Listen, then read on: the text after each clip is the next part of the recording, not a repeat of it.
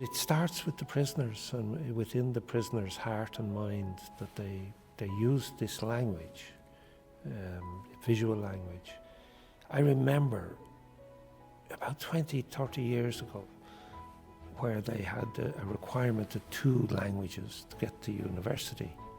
He said, well, visual arts, the art is another language. It should be accepted as part of that. And, I don't think it ever was. There's imaginative drawing based on comics as a kind of history to comic books, which is the wallpaper. It's completely invented. Over here is a work where the man has gone through his childhood when he used to fish with his brother and then invented stories which are completely invented about polar bears, a whole family of polar bears getting into the boat and upsetting it on a local Irish river where we don't have polar bears. So like the imagination moves very close to it is a kind of ordinary enough painting, but the artist has increased the scale so that the lock is huge, and probably as it should be. Another work, tiny head with a balaclava, a reflection on what got them there. The double painting, one of a cell window in Loughlin House up in Rathline, and the other one is of the lake that's there. So, you have the confinement and non-confinement right beside each other. There's a number of paintings of the cell. The cell window is a big thing when you're inside.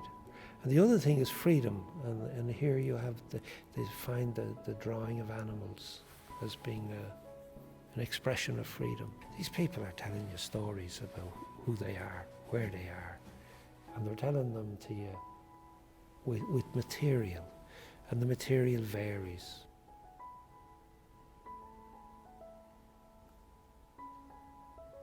For me, it was very important to go to each of the prisons because, the show is here.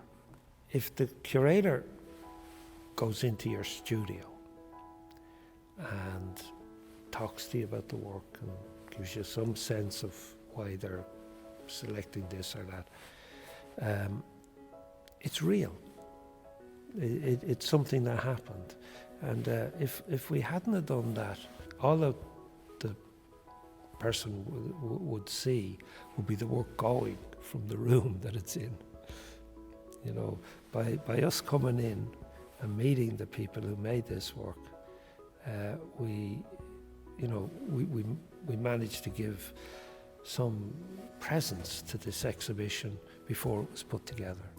So we met most of the people who've made this work. It's 19 years since I actually worked as a teacher on the ground in any prison.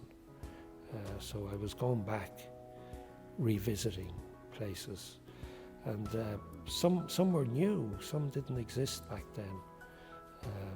Some were exactly the same.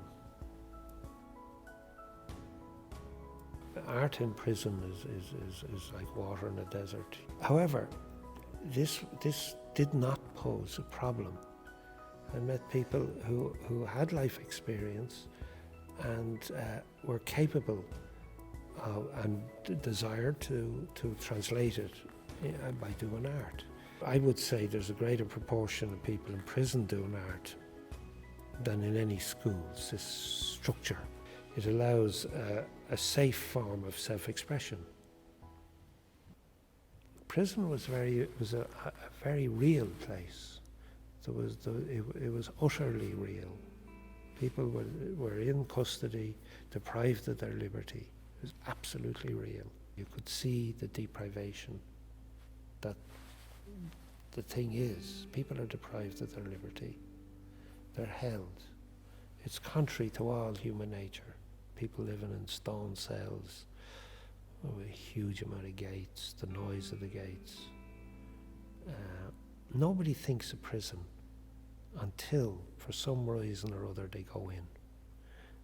Nobody ever imagines they'll go in. Out of this comes this amazing imaginative statement that we have here.